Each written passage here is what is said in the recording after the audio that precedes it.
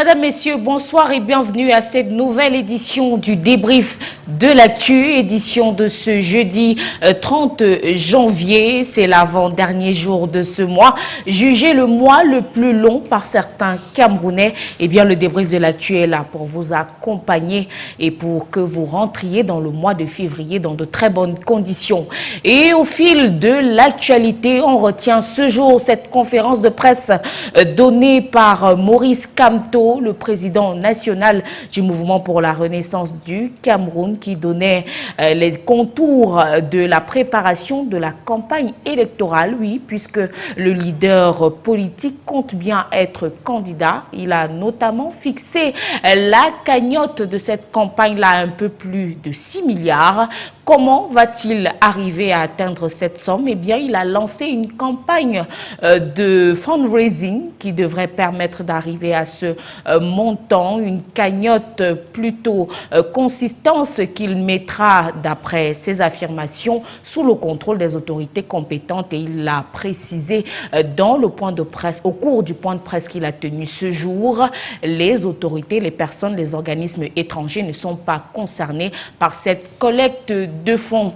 Et dans l'actualité aussi, le débrief de l'actu s'intéresse aux Camerounais de la diaspora vivant notamment du côté des États-Unis. Passe-t-il du rêve américain au cauchemar? Eh bien, tout porte à le croire, puisque depuis sa prise de fonction, le président de la République, Donald Trump, a signé une série de décrets allant dans le sens du durcissement de la politique d'immigration dans le pays. Hier, 29 janvier, il annonçait notamment la préparation de la base militaire de Guantanamo pour accueillir certains criminels étrangers présents de manière illégale sur le territoire. Une décision jugée extrême pour certains observateurs, surtout que habituellement, ce centre de détention était réservé aux détenus accusés de terrorisme. Alors, comment interpréter ce message que passe Donald Trump, connu pourtant pour être un orfèvre de la réelle politique? Quels sont les profils des rapatriés, le process qui devrait être utilisé pour les reconduire à leur pays d'origine? Tout cela, nous en aurons connaissance, en tout cas nous en saurons un peu plus grâce à nos 4 invités que nous allons découvrir juste derrière cette courte pause.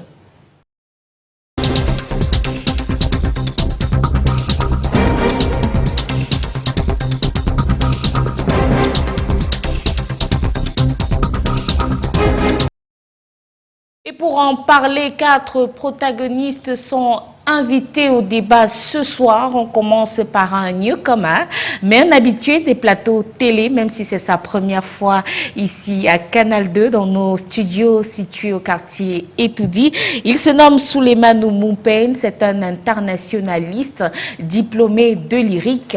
Il a une prédilection pour les sujets relatifs aux dynamiques nord-sud, mais également des politiques migratoires. Bonsoir et bienvenue. Bonsoir Janice et merci pour l'invitation. C'est une grande première, comme vous l'avez dit, dans le cadre de votre émission et même à Canal 2 International. Une fois de plus, merci de me convier à ces échanges. Et face à vous ou à côté de vous, on ne le présente plus en réalité, Benoît Feu-Dieu, communicant pour le compte du Rassemblement démocratique du peuple camerounais, mais c'est plus en sa qualité d'acteur politique et d'observateur averti que nous le recevons ce soir. Merci d'être sur ce plateau, Benoît Feu-Dieu.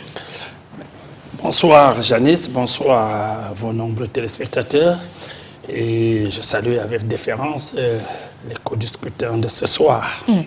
Franck Manson, quant à lui, c'est un philosophe, directeur de publication du journal Émergence, mais également vice-président de l'association Émergence Cameroun. Il se place souvent avec ferveur pour défendre les causes dans le cadre de la société civile. Il devrait pouvoir nous faire bénéficier de son regard et de son analyse de communicant, de communicateur averti. Bonsoir et bienvenue, Franck. Bonsoir Janice, merci de me donner l'occasion de renouer avec les studios Canal 2 de Yaoundé. Qui ont été complètement refaits. Oh oui, jusqu'à rénover. Depuis 2017, dernier Oui. passage ici, c'était en 2017.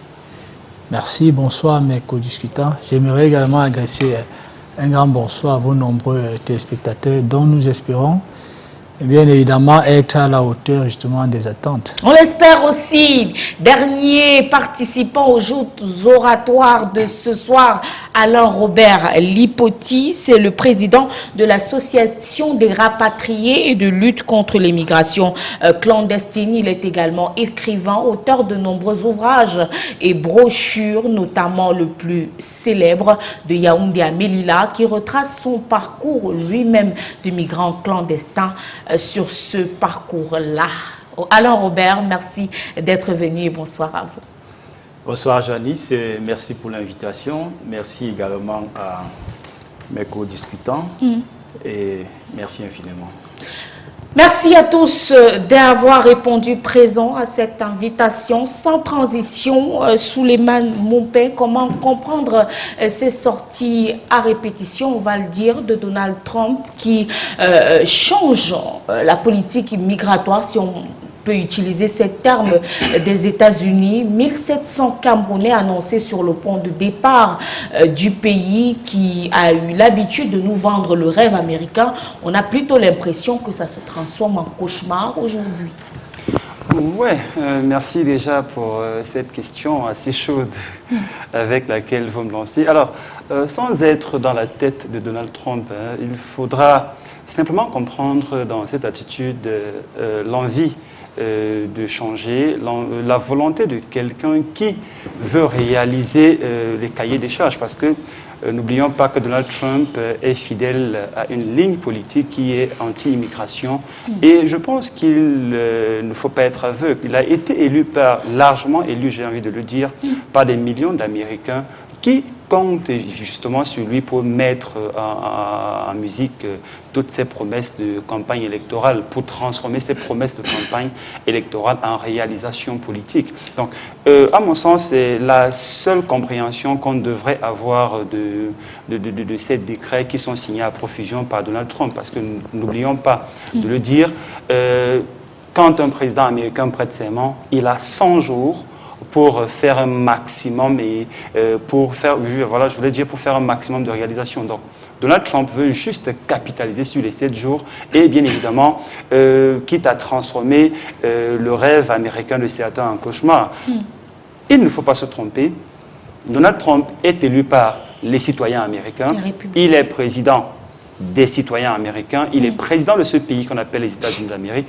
Et toutes les politiques qu'il devra mettre en œuvre devront épouser en quelque sorte les différentes promesses qui ont été faites, bien que dans certaines mesures, on sache tous que Donald Trump est un adepte de la politique spectacle. Donc, c'est ça l'homme, et c'est bien évidemment ce qui peut nous permettre de comprendre ses attitudes de ces derniers jours. Alors, une lecture politique de cette posture du président américain, Benoît Feu-Dieu, est-ce que c'est la vôtre aussi, lorsqu'on sait que son slogan de campagne, c'était « Make America Great Again », redonner ses lettres de noblesse à l'Amérique, et qu'il a été élu en majorité par des citoyens républicains, souvent taxés de suprémacistes. Est-ce que c'est cette lecture uniquement ou alors en majeure partie politique que vous faites également?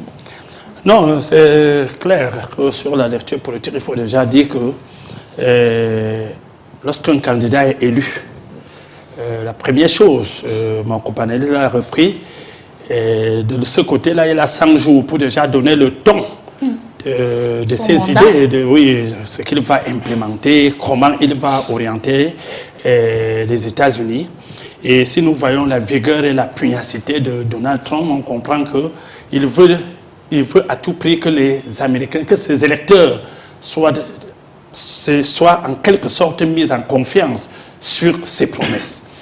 Et au-delà, n'est-ce pas, de ce qu'on peut avoir à analyser au sujet, n'est-ce pas, de l'immigration clandestine aux États-Unis, il faut quand même le dire que il a là, n'est-ce pas, une politique qu'il a même essayé de donner les prémices dans son premier mandat. Parce que si nous sommes aujourd'hui au Cameroun en train de parler de 1700 quelque chose, il ne faut jamais oublier que 2019, 2020, 2021, on avait eu également des migrants camerounais qui étaient expulsés aux centaines.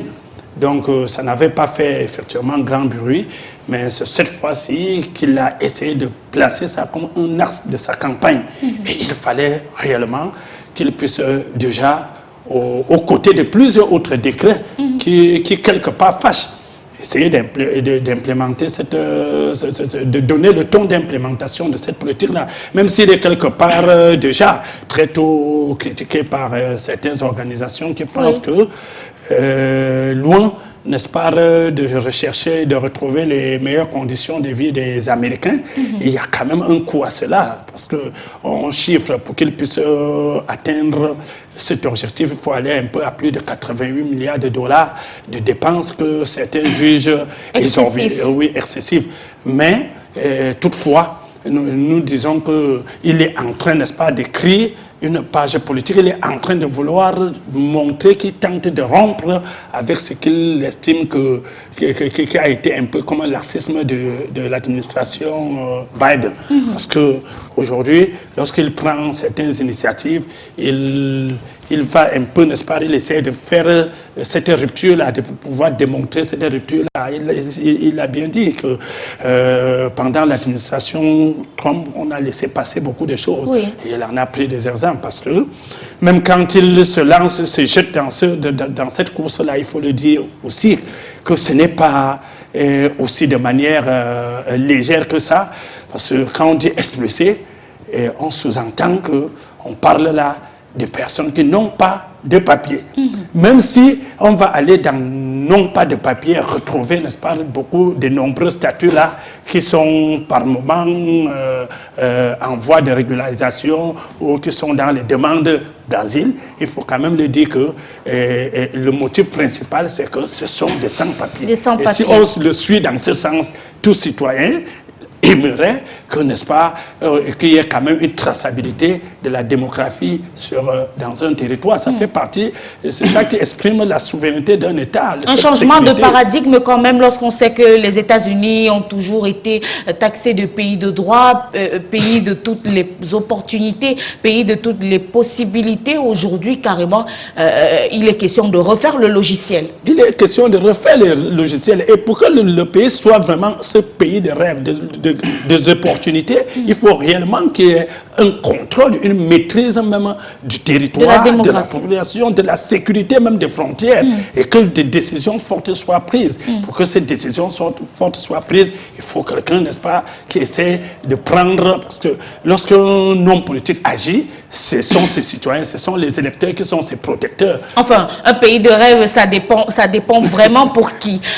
Franck, avec vous, on va évaluer l'aspect communication, parce que au-delà des décrets qui ont été pris par le 47e président des États-Unis, il y a également une grosse campagne de communication qui est faite notamment sur les réseaux sociaux, sur le web, avec du personnel de l'immigration américaine qui envoie des messages vidéo à l'appui pour montrer comment certains montent à bord d'avions spécialement affrétés pour la circonstance, chaînes aux mains et aux pieds, cache-nez, qui comme ça en file indienne rentrent dans leur pays d'origine. Tout cela pour décourager l'immigration clandestine aux États-Unis aujourd'hui. Est-ce que le but n'est pas un peu de faire peur lorsqu'on sait que hier, Donald Trump annonçait qu'il va mettre à disposition la prison de Guantanamo pour, je le cite, pour enfermer des criminels étrangers présents de manière illégale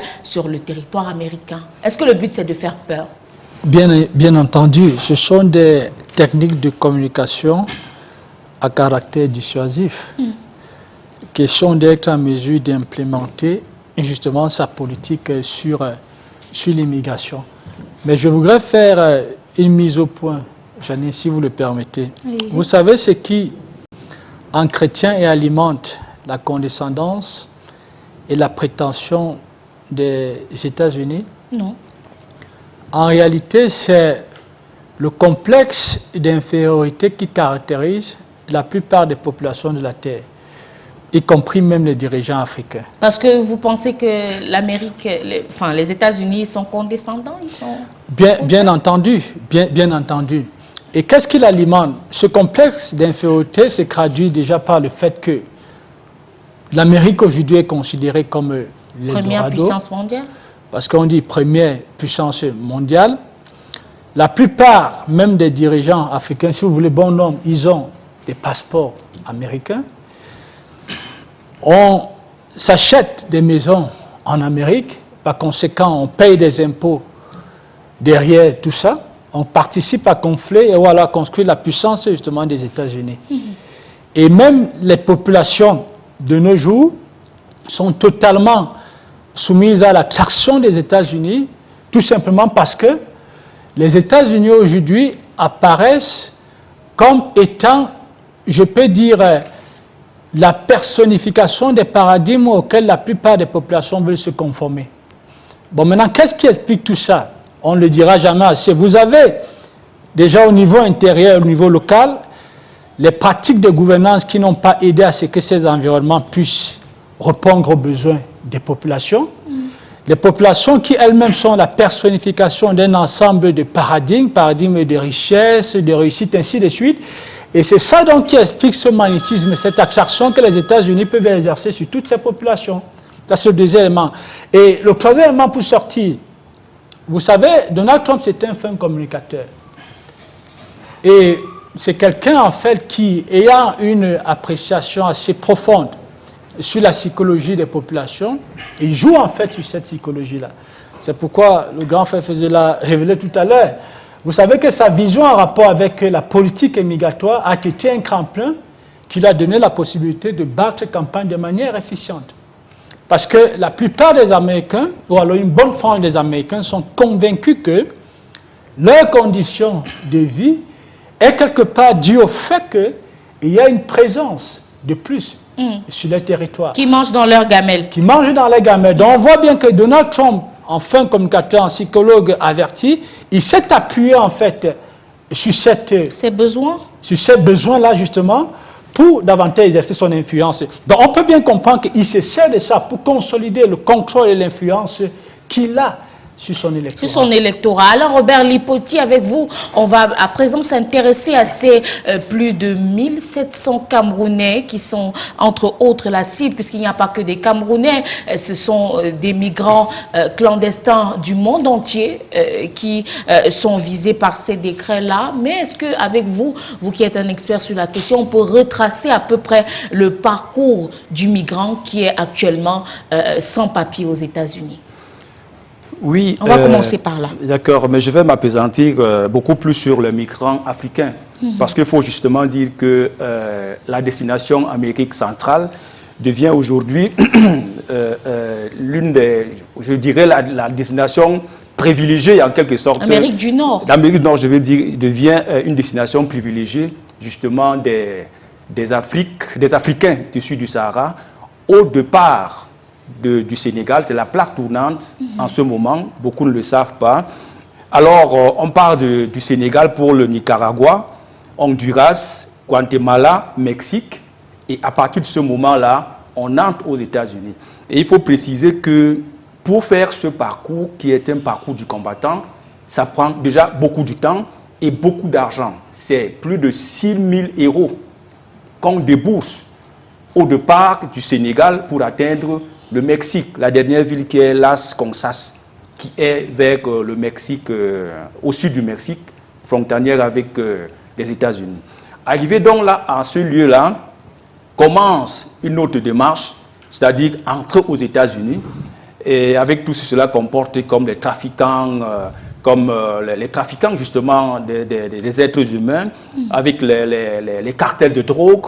Cela est un réel souci qui, aujourd'hui, de mon point de vue, semble être un problème pour les États-Unis. Il faut également noter que la migration, aujourd'hui, devient la plaque tournante du monde. Vous voyez que dans pas mal de pays, on gagne les élections à cause de cette manière de communiquer sur la migration, ou on perd une élection à cause du fait qu'on a pris cette question de la migration un peu à la légère.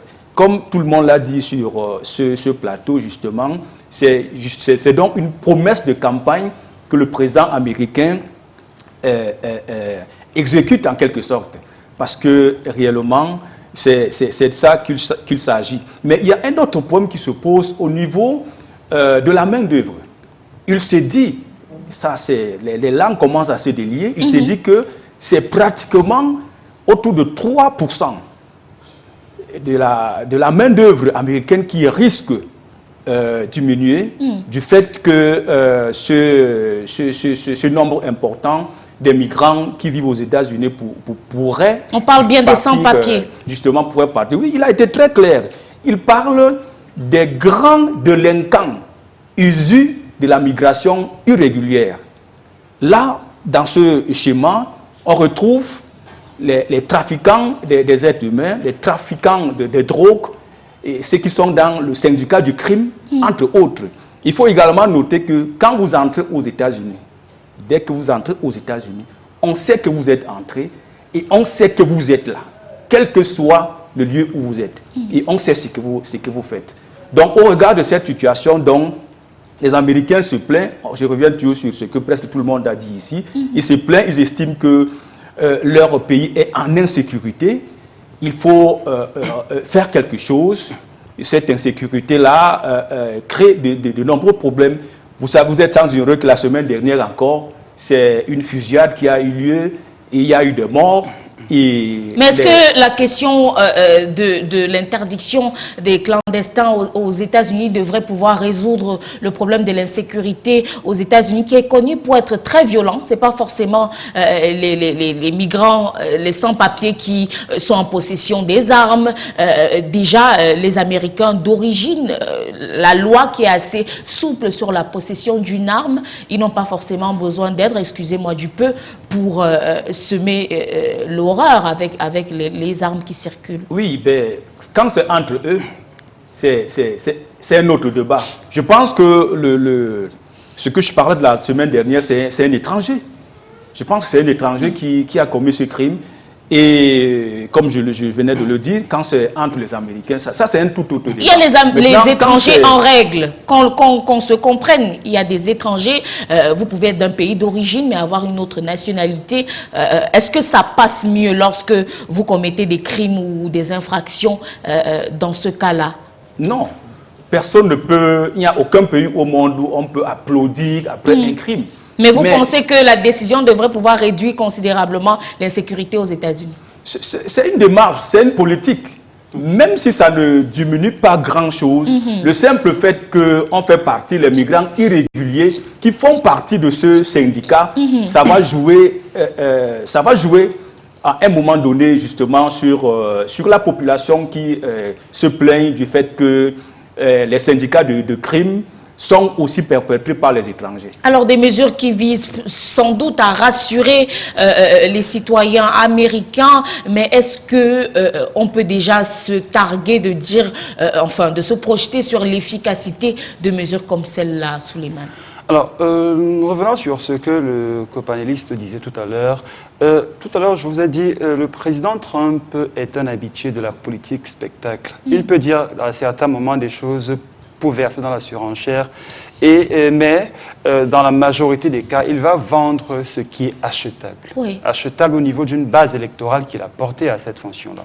Souvenez-vous de Trump qui dit, voilà, les Haïtiens mangent les chiens des gentils Américains. C'est carrément surréaliste à imaginer. Il n'a pas fait un sondage pour savoir que les Haïtiens d'abord mangent des chiens et que les Haïtiens mangeaient les chiens des gentils Américains. Je pense qu'il y a quelque chose de fondamental. Avant, ils ont vendu le American Way of Life.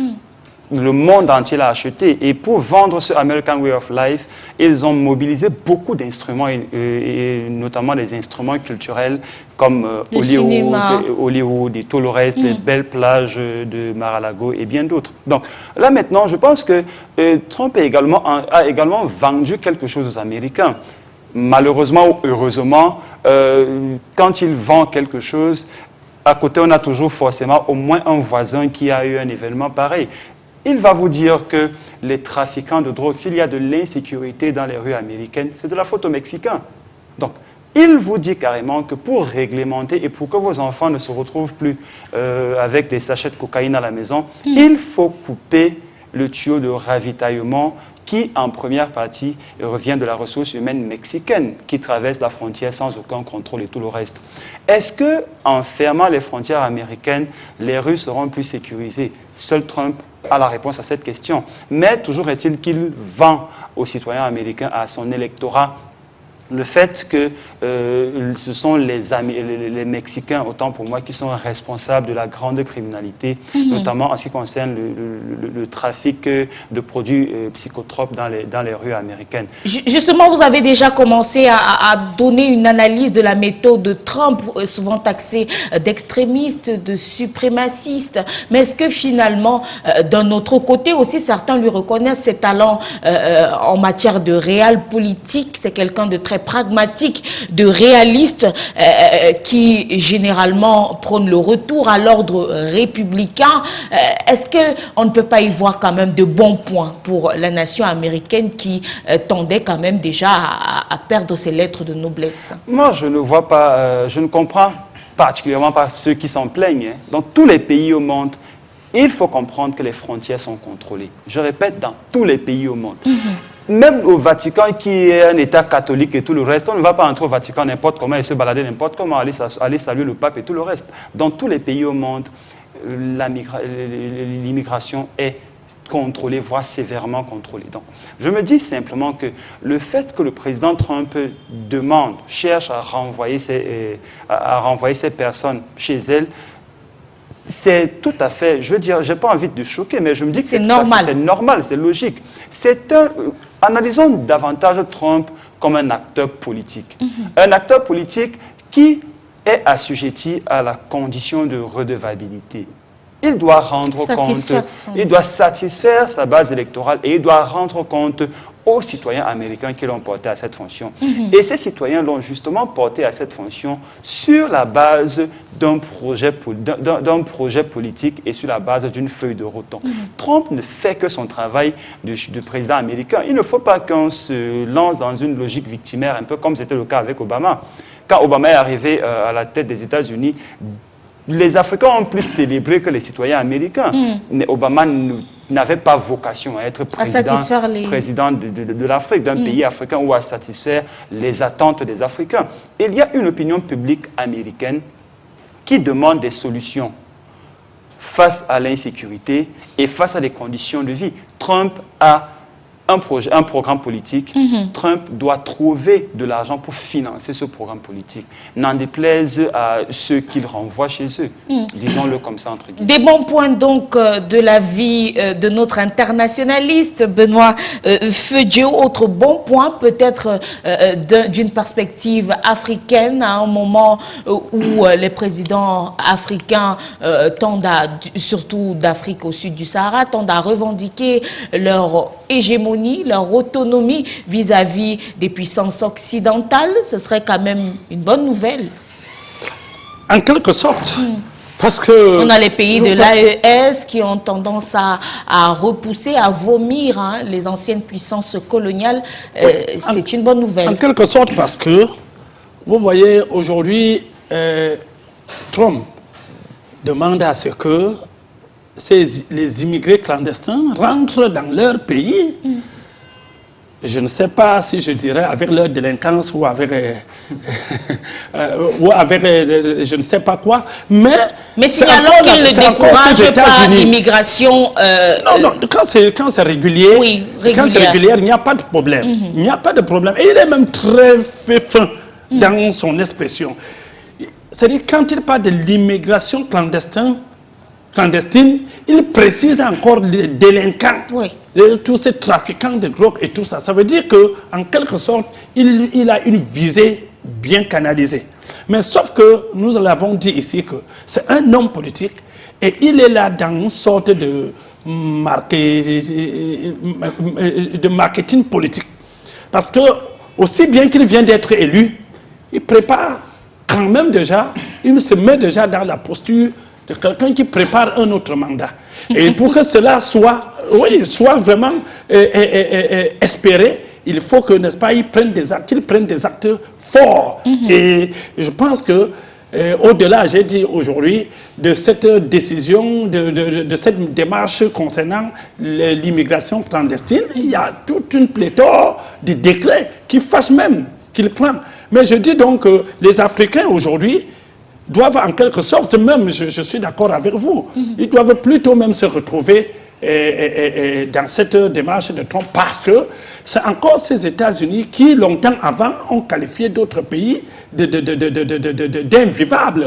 Et c'est pour cette raison qu'aux États-Unis, ils ont carrément une partie des populations qu'ils appellent, qui sont dans le statut de protection temporaire. Hein?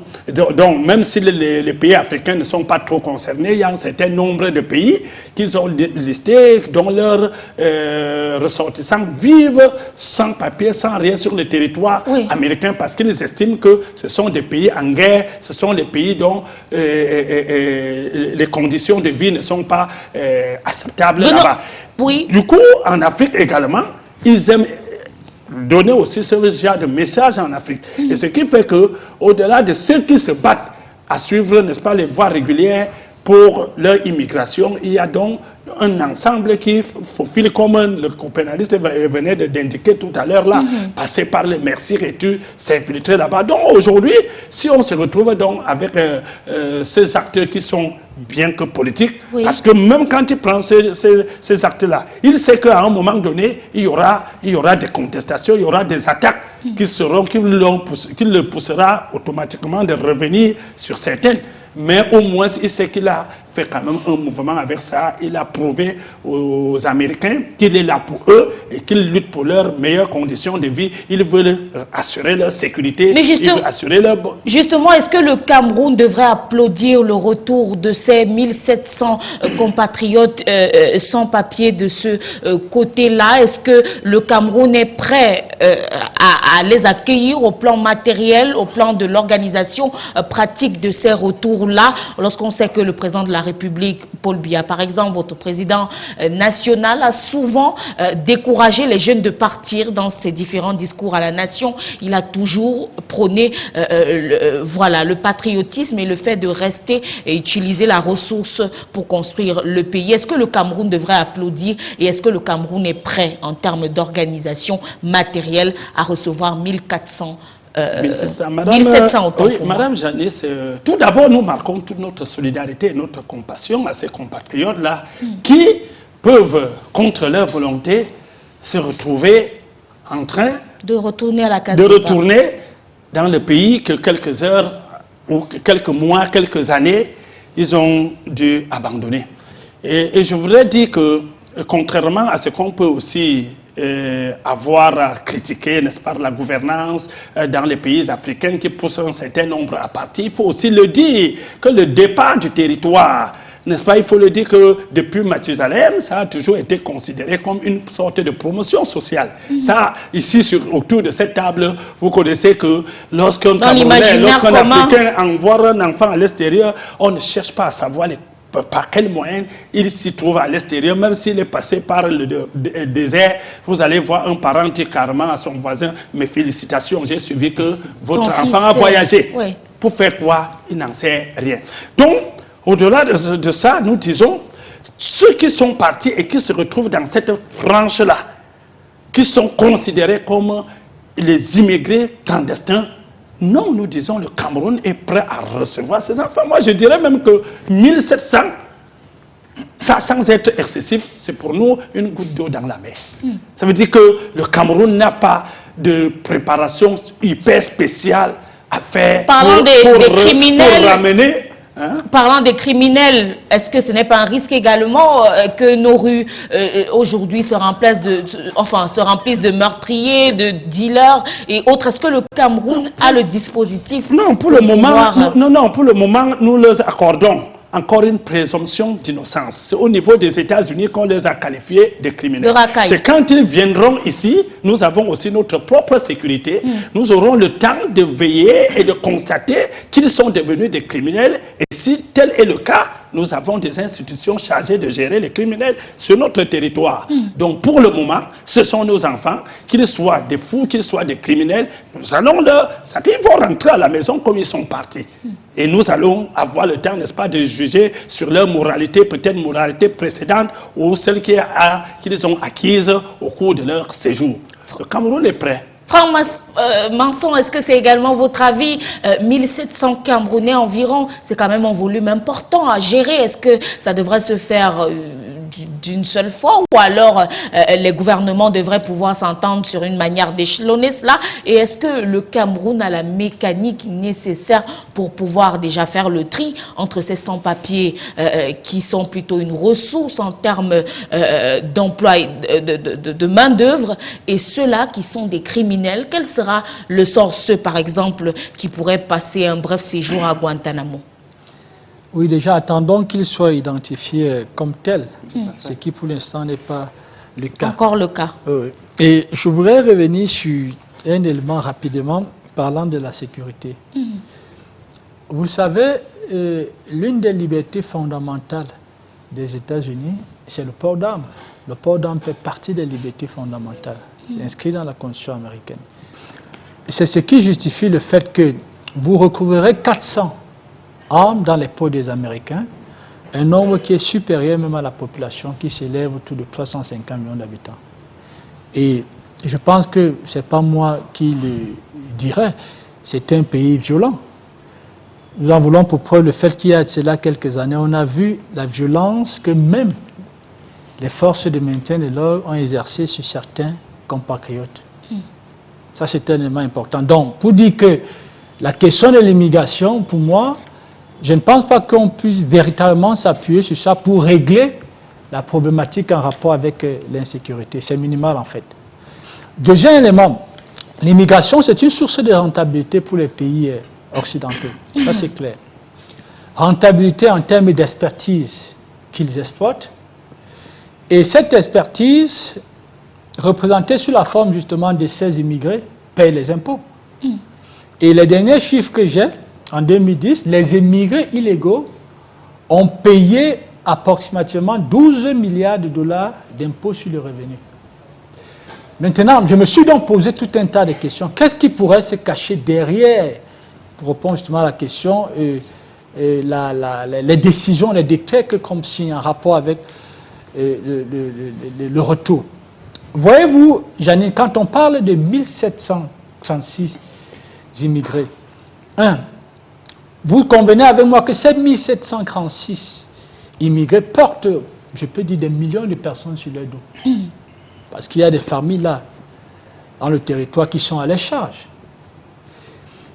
Deuxième élément, et on parle des immigrés illégaux, ça veut dire que, ou alors ça sous-entend que les procédés par lesquels ils se sont retrouvés aux États-Unis ne sont pas des procédés simples. Ça veut dire que vous avez affaire à des individus qui ont fait face à des tempêtes, qui ont fait face parfois à des bêtes très féroces, qui ont fait face au désert, qui ont fait face à des glaces, qui ont fait face à la mer, qui ont fait face à toute forme de difficultés. Et ce sont les situations, à mon sens, qui ont construit certainement une personnalité, de telle sorte que cette personnalité est prête à tout pour défendre sa pitance. Vous savez qu'il y a de cela 20 ans, l'image que les États-Unis ont du Cameroun aujourd'hui n'est pas la même chose. Parce que le Cameroun, en diversifiant ses partenariats avec des pays concurrents tels que la Russie et la Chine, on peut bien comprendre que l'image n'est pas pareille. Je me pose tout simplement des questions. Ce sont des réflexions que je lève à l'approche donc des élections. Étant conscient des conditions précaires auxquelles les populations camerounaises sont exposées, quand vous déversez 1700 personnes, c'est-à-dire avec une moralité qui n'est pas, je dirais, très très certaine, à l'approche des élections, je me pose simplement la question, est-ce que dans le fond, on n'est pas là en train de tenter de préparer une bombe à retardement? C'est-à-dire question de, dans la mesure du possible, déstabiliser le Cameroun. C'est une question rhétorique. C'est une question rhétorique qu'il faut se poser. Parce qu'il est clair que si nous convenons que l'immigration profite à ces pays, puis qu'il ne profite justement aux pays locaux, mais on peut bien comprendre que derrière, il y a une intention qu'il faudrait en fait que nous perçons. L'immigration régulière aussi constitue d'énormes échanges en termes financiers. Oui, même l'immigration régulière, parce que tous, que ce soit des réguliers ou bien les irréguliers, ils sont une expertise. C'est de la ressource qui est justement exploitée par ces pays. Je ne sais pas si vous voyez. Mais là, nous parlons de l'immigration irrégulière. Ça veut dire qu'il faut donc justement aller interroger la moralité justement de ce flux d'énergie que l'on veut déverser dans cet espace. Je dis bien à l'approche justement des échéances électorales majeures. Vous voyez là quelques bémols également. On imagine que ces travailleurs ou ces Camerounais qui sont installés sur ces territoires-là ont des liens sociaux qu'ils ont tissés. D'aucuns sont en couple avec des citoyens ou des citoyennes américaines, ont des enfants. Quel sera le sort, par exemple, de ces familles qui ont été constituées sur le sol là dans ce cas? Justement, Donald Trump est en train de prendre des mesures là-dessus. Il est vrai, ça n'a pas encore été acté, parlant justement de la question du droit du sol, qui donne la possibilité à tout enfant issu des immigrés illégaux d'être américain. Il est justement en train de penser, revoir en fait cette réglementation-là. C'est-à-dire question toujours de limiter en fait cette question de l'immigration. Donc moi je pense que en réalité c'est une situation qui devrait beaucoup plus interpeller nos États. Merci. Alors Robert Lipoti, vous qui êtes activiste dans ces questions d'immigration clandestine, vous découragez, c'est ça le cœur de votre discours, vous découragez les jeunes Camerounais à prendre ce chemin-là. La décision devrait plutôt vous enchanter. Est-ce que vous pensez que c'est l'une des solutions et que d'aucuns devraient plutôt suivre cet exemple?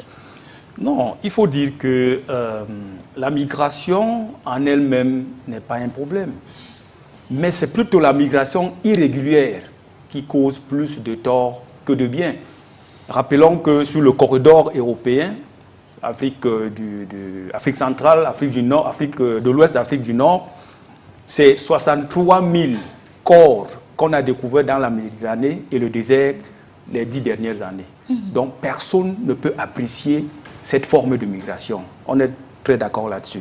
Mais par contre, je suis un peu en déphasage ou pas du tout d'accord avec mon copanéliste qui estime que les Camerounais qui rentrent chez eux, il y a un plan pour les Américains. Il pourrait y avoir. On est au conditionnel. Oui, c'est vrai, mais il y a certaines conditionnalités c'est son analyse. Qui, de mon point de vue, ne devraient pas, parce que sur les 1736 Camerounais qui vont rentrer, je vous assure qu'à coup sûr, il y a un grand nombre qui seraient contents de rentrer au Cameroun chez eux. C'est clair et net. Maintenant, nous, au niveau de l'ONG... Pourquoi est-ce qu'ils seraient contents de rentrer? Mais c'est toujours génial de rentrer chez soi. Nul n'est mieux ailleurs que chez soi. On va un pays qu'ils ont fui. Oui, écoutez, on migre pour aller chercher un peu de capitaux, un peu de possibilités pour rentrer au village, pour rentrer à la maison. Vous verrez que ceux qui vivent à l'étranger, ils renvoient de l'argent et les moyens où? Au Cameroun. Donc, nous, au niveau de l'ONG AREC, ce que nous supplions le gouvernement, c'est de ne pas, au contraire, les mettre en prison. Parce qu'au niveau de la loi camerounaise, quand vous partez du Cameroun en situation irrégulière, au retour, vous devrez passer par la prison, je crois que c'est 6 mois d'emprisonnement. Dans cette disposition, l'article 3 est très clair là-dessus. Et donc, nous, comme je l'ai dit, nous supplions tout au contraire le gouvernement de ne pas les mettre en prison, de les accueillir. Ce sont les enfants du Cameroun. Ils ont de l'expertise, certainement, qui va servir au Cameroun, qui va permettre que notre pays, qui est aujourd'hui un pays qui doit émerger, nous pensons que ce Camerounais-là feront, je vais dire que, participeront justement à cette émergence que nous souhaitons tant. Que nous souhaitons tant, mais est-ce que la méthode Trump, avec ces expulsions-là, devrait suffire à régler la problématique de l'immigration clandestine? Oui, madame. Janice, le problème est que, ça nous devons le savoir, les États sont souverains. En relations internationales, c'est clair et net. Les États sont souverains. le co-panéliste autour de lui l'a dit, tous les pays du monde expulsent, y compris le Cameroun. Parce que le Cameroun fait partie des pays du monde. Tous les pays du monde expulsent. Quand vous avez sur votre territoire des personnes qui sont très peu indiquées, mais ils doivent partir chez eux, ils doivent aller ailleurs. Donc, pour chuter, en allant tout dans ce qu'il venait de dire, le Cameroun est suffisamment outillé avec les juridictions, avec la police, avec la gendarmerie, avec tout ce que nous connaissons pour détecter s'il y a problème. Et ceux compatriotes qui vont rentrer, si jamais il y a certains là-dedans qui ne sont pas, ont la moralité douteuse, je pense que le tas avec ces démembrements, comme je l'ai dit, sont suffisamment outillés justement pour pallier à cela. Souleymane, est-ce qu'on peut, puisqu'on s'achemine vers la fin de ce programme, voir, se projeter sur les effets de ces décisions de Donald Trump là, on pourrait s'attendre à ce que rentrer dans leur pays, d'aucuns essayent de repartir et ça ferait un surplus de migrants clandestins dans d'autres pays d'Occident. Est-ce qu'on peut s'attendre à un effet d'entraînement au niveau de ces mesures, du durcissement des mesures en matière d'immigration en Europe et dans d'autres pays? Est-ce qu'il y a la possibilité que peut-être ces décisions-là constituent un rideau de fer entre les États-Unis et les pays africains? Alors, merci Janice pour cette question. Alors, qui vous fait sourire? Qui me fait sourire, bien sûr. Moi, je voulais juste faire une petite précision avant qu'on avance. Les 1700 Camerounais et poussières ne sortiront pas de prison pour rejoindre le Cameroun. Tout est dans la définition de ce que Trump, qui est un adepte de la politique spectacle, appelle criminel. Il est possible qu'à son sens, le fait d'être un immigré clandestin déjà soit un crime. Fasse en sorte qu'il vous taxe de criminel. Donc il faut qu'on soit sûr déjà à ce niveau. Les 1700 Camerounais ne sortiront pas de prison. Il ne faut pas que demain, quand quelqu'un Ce qui est plutôt dur au sens des droits de l'homme, lorsqu'on sait que Guantanamo, c'est une prison extrêmement violente où les conditions de vie sont très difficiles. Donald Trump est dans la surenchère, Janice. Moi, je peux vous dire, Donald Trump est dans la surenchère. Il est dans une sorte de dissuasion. Trump veut dissuader parce que tout le monde a les images qui ont fuité de la prison de Guantanamo, qui est une prison qui avait vocation à accueillir les criminels les plus dangereux. Terroristes les plus dangereux. Terroristes. Même pas tous les terroristes, mais les plus dangereux. Et une prison qui est sur le coup d'une décision de fermeture. Donc, Trump est un peu dans l'exagération. Pour revenir à votre question sur ce à quoi on va s'attendre, moi je vais vous dire, il y a des gens qu'on rapatrie, dès qu'ils arrivent au Cameroun, la première des choses à faire, c'est d'ouvrir un call box pour faire des économies et reprendre le chemin. Même ceux qui ont vu, permettez-moi d'être un peu trivial, ceux qui ont vu le feu au désert, quand ils sont rapatriés par les procédures de l'Organisation internationale des migrations, ce qu'ils cherchent à faire, c'est de reconstituer un capital pour reprendre le même chemin. Ne perdons pas de vue que ceux qui sont aujourd'hui en position de migrants clandestins, c'est ce qu'on appelle globalement des migrants économiques. C'est-à-dire que ceux qui font le déplacement dans la perspective d'améliorer leurs conditions de vie. Si vous faites un chemin, un bout de chemin, arrivé quelque part où, dans un endroit qui était pour vous l'Eldorado, on vous rapatrie, la chose à faire sera inéluctablement de reconstituer un capital pour reprendre le même chemin. Il n'y a qu'à voir de nos jours combien de cabinets sont ouverts dans les grandes villes du Cameroun pour faciliter les procédures d'immigration. Il n'y a qu'à voir et vous comprendrez. Des gens viendront et dire on veut un visa touriste. On va tout faire, tout mettre en œuvre pour leur trouver un visa touriste. Arrivé là-bas, après les 3 mois, ils vont prendre la clé des champs parce qu'ils savent que, voilà, après environ 6 mois, dès que je me suis trouvé une nationale, on a eu un enfant, et il y a des possibilités que ma situation soit régularisée. Donc, vraiment... Donc, il faut s'attendre à un effet boule de neige de la part des pays d'accueil des migrants clandestins. Bien évidemment, encore que le président Trump n'est pas éternel aux États-Unis. Demain, on peut avoir un président démocrate qui va revenir sur toutes les mesures, comme Trump est en train de tricoter les mesures de Biden. Donc, il y a ce cycle-là. Et demain, il peut y avoir un président plutôt démocrate qui va assouplir les règles d'immigration et on aura le même parcours. Maintenant, les rapports États-Unis-Afrique, c'est vrai qu'il a été clairement démontré que Biden n'est pas très ami ou en tout cas très concerné par l'attrait des pays africains pour les États-Unis, mais ce serait plutôt des applaudissements ou alors un rideau de fer. Quand vous parlez de rapport avec les pays africains, Trump, pour moi, calcule très peu la réaction des pays africains. Il calcule très peu leur réaction parce que pour lui, je dis, voyons-le comme un homme politique. Pour lui, c'est les résultats parce qu'il a l'obligation de rendre des comptes. Il sait que les pays africains sont tellement dépendants de l'aide publique américaine. Mais Janice, c'est quand même effroyable quand on vous dit que des centaines d'Africains sont au chômage de nos jours parce que Trump a signé un décret qui arrête ou alors qui gèle les financements de l'USAID.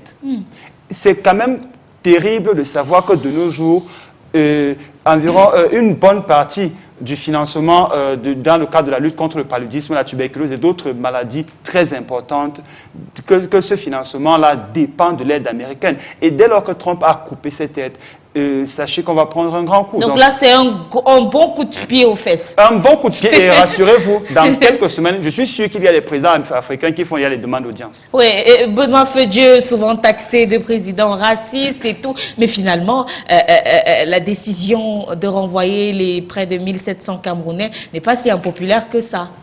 Non, elle ne peut pas l'être. Et puis moi, je dis, il sait quoi mettre en avant. Parce que dès lors qu'il met la clandestinité en avant, non, il reste encore en conformité avec, n'est-ce pas, les relations internationales. Parce qu'il n'existe aucun encadrement qui est exigé pour un clandestin. Un clandestin, c'est supposé, même comme j'ai dit, on peut aller à l'intérieur questionner et ressortir encore parmi ces clandestins certains à mettre dans un autre statut. Mais quand on dit mot clandestin criminel, c'est ça, c'est une lutte généralisée. Donc sur ce plan-là, ça ne peut pas poser un problème quelconque. Mais je ne veux pas manquer de dire aussi un mot sur la méfiance faite, n'est-ce pas, sur les Camerounais qui peuvent rentrer. Non, je ne peux pas analyser jusqu'à ce niveau parce que je me dis, ça c'est un acte qui est pris pour toute la planète. Ça ne vise pas uniquement l'Afrique. Et lorsque les 1700 arrivent au Cameroun, ils ne seront pas pulvérisés comme du gaz. Parce que j'ai commencé aujourd'hui... Peut-être pas pulvérisé, mais on parle de dispositifs pour encadrer... C'est ça que j'ai commencé aujourd'hui en revenant sur 2019, 2020, 2021. Non seulement que des États-Unis, même de ceux qui ont été rapatriés d'autres pays, ont toujours eu un encadrement.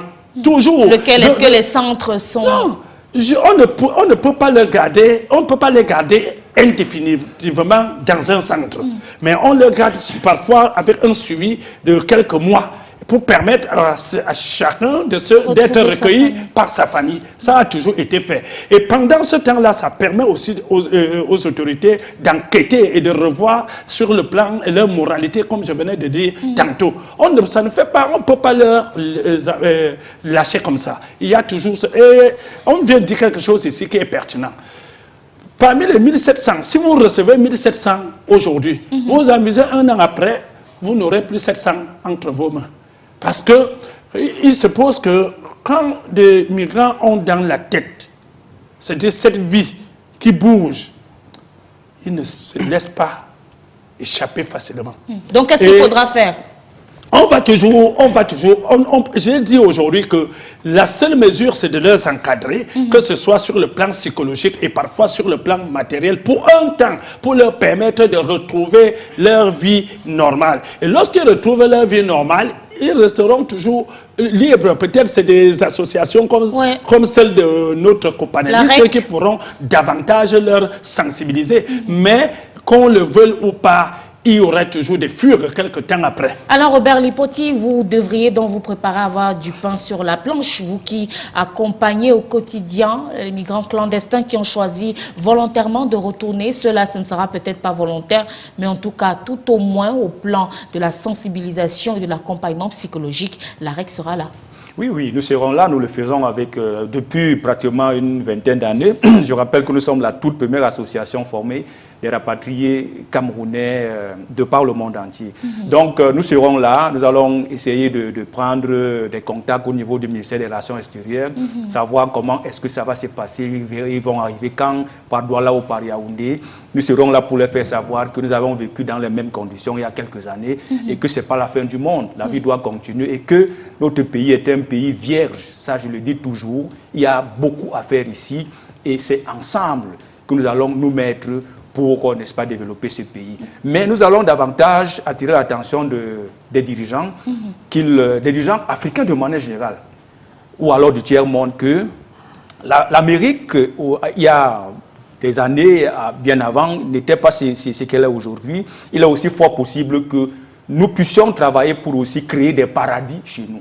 Parce que ça aussi, c'est très, très important.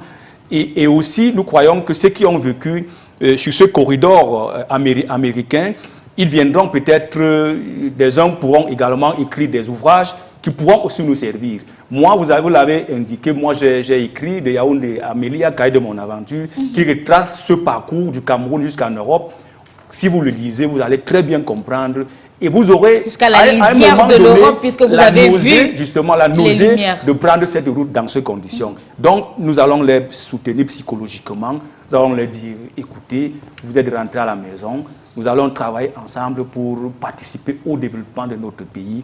Parce que c'est notre pays, c'est nous qui allons faire de ce pays ce que d'autres pays sont aujourd'hui. Pour que ceux qui sont ailleurs puissent aussi venir chez nous en tant qu'un paradis. Franck Manson, il faudra également beaucoup communiquer de la part du gouvernement, en tout cas des politiques publiques, les affiner pour pouvoir recaser, si on peut employer ce terme, cette main d'œuvre et ce potentiel-là qui devrait revenir. Oui, au-delà justement de ces mesures, je pense que c'est une occasion qui devrait amener nos dirigeants à se réinventer. Réinventer, question de créer également des conditions d'un environnement en mesure de répondre aux besoins des populations. 1. 2. Je peux vous garantir que l'Afrique ou alors le Cameroun a la capacité, a les moyens d'inverser la tendance magnétique. Voyez-vous l'attraction qu'exercent nos minéraux, c'est-à-dire sur tous ces pays dits puissants. Ça veut dire, si vous vous élevez justement en conscience, en compréhension, et que vous avez la capacité d'identifier, d'évaluer et de transformer ces minéraux, vous aurez également la capacité, comme il le disait, d'inverser justement cette attraction justement que ces pays exercent sur la plupart des pays africains. Merci pour vos différentes contributions. Rapidement. Oui, s'il te plaît, il y a une organisation qui travaille sur la réintégration des Camerounais qui rentrent de l'étranger depuis une vingtaine, depuis 2000. C'est le CCYCA, M. Dalébiak. Je pense qu'il sera un acteur essentiel pour le rapatriement de ce Camerounais. Le siège est où? Est-ce que vous avez les contacts, le tuyau, une page web? Oui, les contacts, ils peuvent passer par vous. Oui, vous allez me contacter. Je dis CCYCA, c'est le centre de création d'entreprise de Yaoundé, compagnie et associés. C'est M. Dalébiak qui fait ce travail. Le tout premier Camerounais d'ailleurs depuis 2000, depuis les années 2000. Et quand ils arrivent au cours de leur encadrement, même on fait défiler les différents leaders d'associations pour s'entretenir avec eux. Merci pour ces différents tuyaux. On souhaite en tout cas bon vent à ces compatriotes qui devraient rejoindre leur terre natale dans les prochains jours ou mois. En termes de timing, on ne le sait pas encore, mais en tout cas, c'est une actualité qu'on devrait pouvoir suivre dans les prochains jours. Merci à tous d'avoir participé à cet échange. Merci à vous de nous avoir suivis à la maison. Nous avons été des vôtres à titre personnel pendant 3 mois. Aujourd'hui, nous allons prendre congé. Nous vous laissons en compagnie de Mathieu Fangwa demain pour le débrief sport. Lille Piedjou, la sublime, reprendra le flambeau du débrief de l'actu dès lundi de la semaine prochaine. Ce fut un plaisir d'être à la présentation de ce programme. Merci à vous et bonne soirée. Ne manquez surtout pas le JT, le 19h50 dans quelques poussières de minutes, présenté par Michael Chipkio. Au revoir.